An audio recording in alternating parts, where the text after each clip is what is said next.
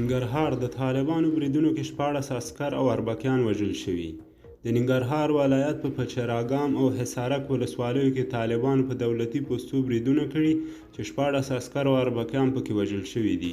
طالب ویان ذبیح الله مجاهد په خپل رسمي ټویټر پاڼه لیکلي چې تېره شپه د ننګرهار ولایت حصارک ولسوالۍ اړوند ګلخیلو سیمه کې په یو مهم مرکز چې په وینا یې په ملکي خلکو یې توپونه او هوانونه ویشتل برید ترسره شوی دی. نوموړي زیاته کړې د برید په نتیجه کې 8 تن عسکر وژل شوي، 4 نور ژوبل شول. دغه راز نوموړي زیاته کړې د پلچراګام ولسوالۍ په رغولي سیمه کې هم 2 پوستې چې د ولسي خلکو د زور سبب وي له منځه وړل شوې. د مجاهد په وینا په دې بریدونو کې د قماندان تراب په ګډون 8 تنه پولیس او اربکیان قتل، 3 نور ژوبل شول.